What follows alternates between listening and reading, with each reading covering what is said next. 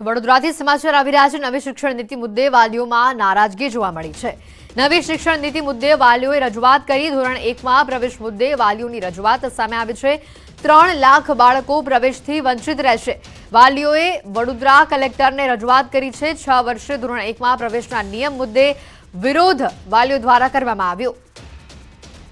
વડોદરાથી આ સમગ્ર ઘટના જે સામે આવી છે। નવી શિક્ષણ નીતિ મુદ્દે વાલીઓમાં નારાજગી।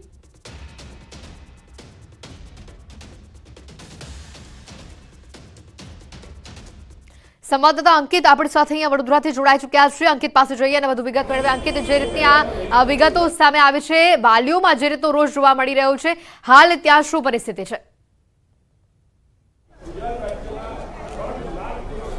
जी बिल्कुल, जो सरकार ने नवी शिक्षण नीति आई तेना कारणे जे छे ते आ वर्षे राज्यभर में 3 लाख थी वधु जे बाळको छे ते एक जे पहला धोरण में जे एडमिशन लेवाथी वंचित थे तेना कारणे वालीओ अहीं आगळ भेगा थईने कलेक्टर कचेरी खाते पहोंचे छे। त्यां आगळ तेओ आवेदनपत्र आपवा माटे पहोंचे छे। आपणे કેટલાક वालीओ साथे वात करवानो प्रयत्न करीशुं। बेन, शुं कहेशो के 3 वर्ष 3 लाख विद्यार्थीओ छे जेम पहला धोरण में एडमिशन लेवा माटे वंचित, शुं विरोध छे तमारो? અમારો વિરોધ એ જ છે કે જે વાલીઓ જે અહીંયા ભેગા થયા છે એમનું એક જ નિવેદન છે કે એમના છોકરાઓ અત્યારે સિનિયર કેજીમાં છે અને જો એ લોકોને ફરી વર્ષ રિપીટ કરવાનું આવે તો એ લોકોનો સાયકોલોજીકલી ઇફેક્ટ બહુ જ ખરાબ પડે। એટલે અમે સરકારને એટલી જ નિવેદન કરીએ છીએ, જેમ કે કર્ણાટકા છે, મહારાષ્ટ્ર છે અને દિલ્હી છે, જ્યાં થોડું 6 મહિનાનું રિલેક્સેશન આપ્યું છે, અમે ગવર્મેન્ટને એ જ નિવેદન કરીએ છીએ। આ સરકાર અમારી છે, અમે સરકારને એટલું જ કહીએ છીએ કે પ્લીઝ આ બાળકોનું બી વર્ષ ના બગડે અને એ લોકોને બી એટલીસ્ટ 6 મહિના સુધીનું રિલેક્સેશન આપે। અમારે કુલ 6 મહિના સુધીનું જે રિલેક્સેશન આપે, જેથી કરીને જે પહેલા ધોરણની અંદર એમને પ્રવેશ મળે। આપણી સાથે બીજા એક વાલી છે અને એડવોકેટ હિતેશભાઈ છે। હિતેશભાઈ, કયા મુદ્દાને લઈને આવેદનપત્ર આપવામાં?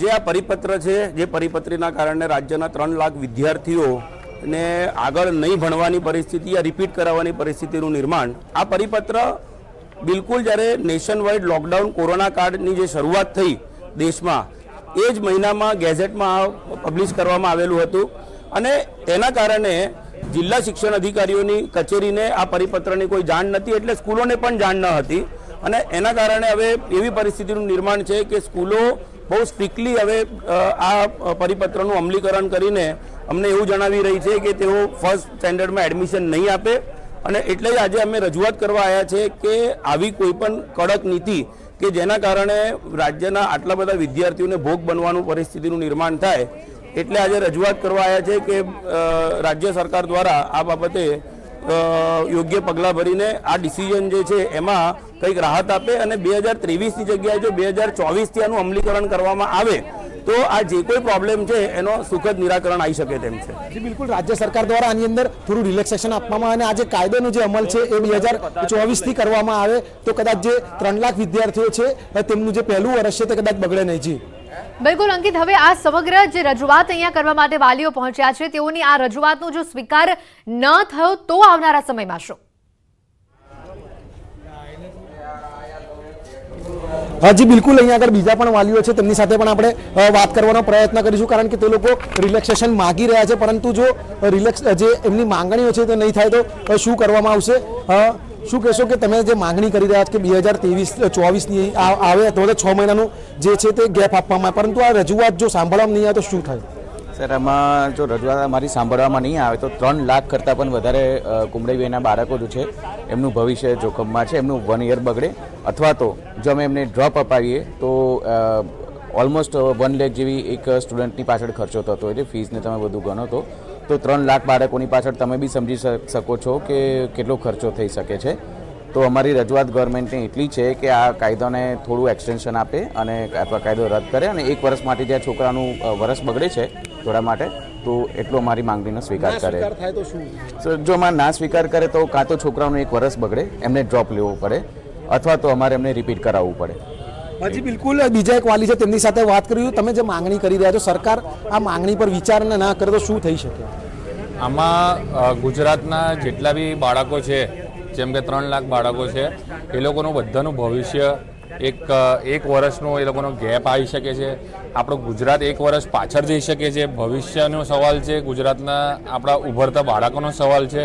અને અમને સરકારશ્રીને એક જ વિનંતી છે, અમે ગાંધી ચિંધ્યામાંથી દરેક વસ્તુ અમે કરીને બી અમે રિક્વેસ્ટ કરીએ છીએ સરકારને કે અમારી જે રિક્વેસ્ટ છે એના પર ધ્યાન રહે.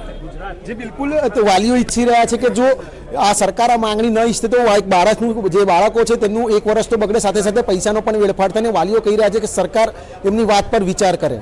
બિલકુલ અંકિત, ખૂબ જ શાંતિપૂર્ણ માહોલમાં તેઓ પોતાનો આ વિરોધ દર્શાવી રહ્યા છે. વાલીઓ જે રીતે મોટી સંખ્યામાં એકઠા થયા છે, વાલી મંડળ દ્વારા આ સમગ્ર મુદ્દાને લઈને કોઈ નિવેદન આપવામાં આવ્યું? જી બિલકુલ, જે વાલીઓ અહીંયા આગળ ભેગા થયા તે અલગ અલગ સ્કૂલના વાલીઓ અહીંયા આગળ ભેગા થયા છે. તમામ જે વાલીઓ છે તેમના જે છોકરાઓ છે તેમના 6 વર્ષ પૂર્ણ નહીં થતા એમને પહેલા ધોરણની અંદર એડમિશન જે આપવાનું છે, જે લેવાનું છે, તેવા વાલીઓ અહીંયા આગળ ભેગા થયા છે.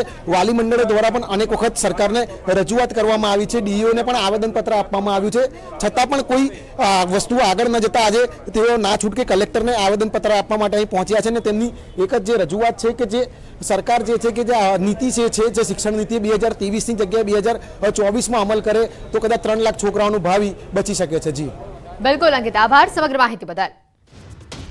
જે રીતની આ વિગતો સામે આવી છે, વડોદરામાં અત્યારે વાલીઓ દ્વારા રજૂઆત કરવામાં આવી રહી છે. ધોરણ 1માં પ્રવેશ મુદ્દે વાલીઓ દ્વારા રજૂઆત કરાઈ છે. નવી શિક્ષણ નીતિ સામે વાલીઓએ પોતાનો રોષ ઠાલવ્યો છે, પોતાની રજૂઆત આગળ મૂકી છે, બાળકોને એક્સટેન્શન આપવામાં આવે તેવી માંગ કરી છે.